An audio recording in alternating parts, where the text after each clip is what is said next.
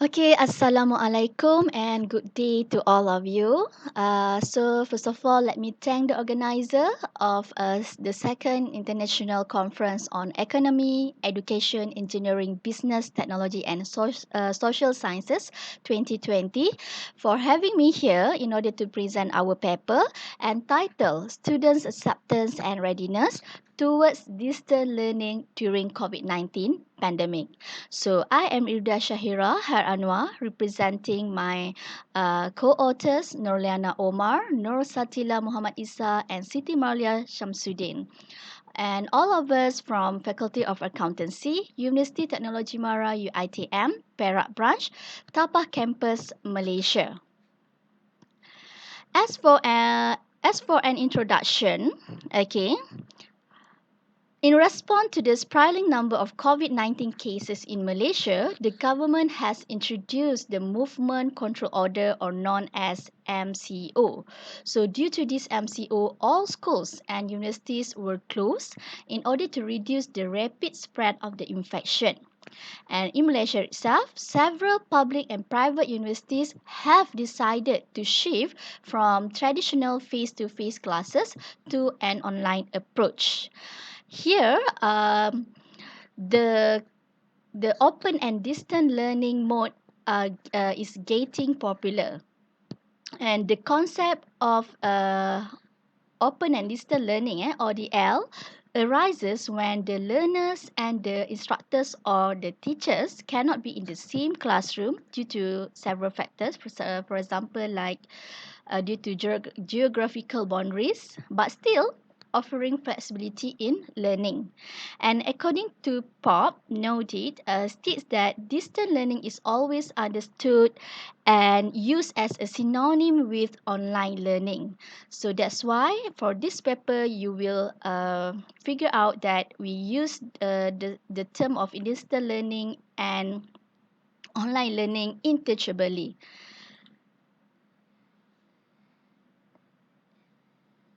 And for the research objective, okay, our main objective is to examine the students' acceptance and readiness for online learning before the ODL took place. And for sub-objective, we are trying to identify any challenge in terms of internet connectivity and also to determine the best online platform for lecturers to reach the students.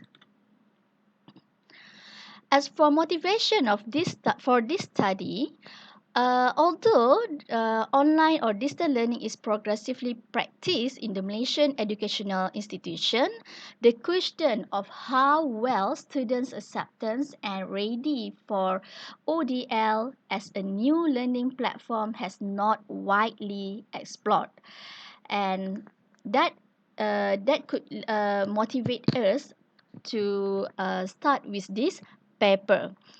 And other factors, for example, like the shift to full online learning, serve as a contingency plan to cater for the MCO period until it is safe to go back to campus again. And this ODL might be used beyond the MCO period. And as COVID-19 pandemic provided an avenue for rapid adaptation of online education, the instructors must carefully opt for various online platforms that are beneficial to the students. So this is among the things that motivate us to start with this study. And for contribution, okay, we hope this paper could contribute knowledge for educators to understand the needs of their students before the online classes take place and to suggest the educators the best approach for starting off their online classes in the wake of the novel coronavirus pandemic. And in the literature review section, there are some literatures that we have shared. Okay, for example, literatures that discuss about the students' acceptance on online or distant learnings, and then there are also papers discussing about measuring the students' readiness toward online learning, and we also discuss a few previous papers on motivations for online learning. And last but not least, we also present, okay, some previous literatures on challenges for online learning. Okay, for the details, you may refer to our paper.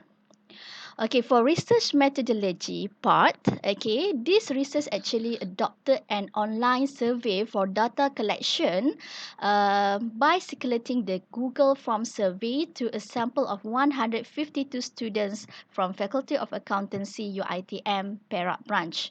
And for this research, we use a convenient sampling method, as this sampling method is incredibly prompt and complicated and also economical.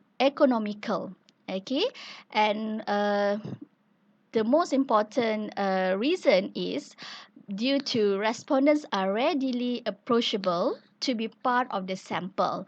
So what we did was to approach the students, okay, from various classes as the potential respondents for this survey. And the total respondents for this questionnaire is 117 students, okay, which represent a response rate of 76.9%. And for result and discussion, okay, our main findings present that majority of the respondents, which is 94%, were staying at home when the survey was conducted.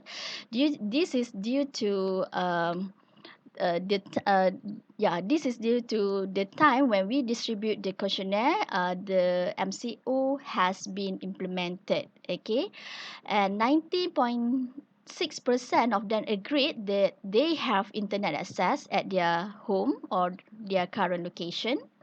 And also 90.6% of them agreed that they have suitable devices to get involved in the online distant classes. Okay, now we go to the next finding, which is regarding how do the student access to the internet at their place. Okay, so mostly the respondents were using mobile data via their smartphone in order to get access to the internet. And this is because maybe mobile internet provide internet on the go to the student, as current lifestyle is showing that all people, okay, including teenagers and adults, cannot live without their mobile phone. So this is the easiest way for them to reach the internet, okay, internet facility. And for this finding, okay, it shows that 65.8% of the respondents were having average internet connection. Okay, average here means sometimes the connection was fine, and sometimes and in some other time it was not so good. Okay, only 31.6% of them were having a strong or steady internet connection. So what happened if they are if they were not having a good internet connection? There will some problem that could arise during their virtual classes. For example, like it would disrupt the live lectures, a glitch during online group presentation, taking a long time to submit the assignment, or maybe a connection error while they are sitting for a test or an online exam. Okay, so next finding is about the suitable devices for ODL. Okay, figure 4 shows that laptop or personal computers, which represent by 51.3%, appeared to be the most popular device for students to engage in their distant learning classes as compared to mobile phone or tablet.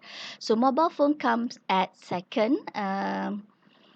comes second at 36.8%. Okay, so this is especially for students who are from low income category, which their phones may be the only accessible path to their online learning.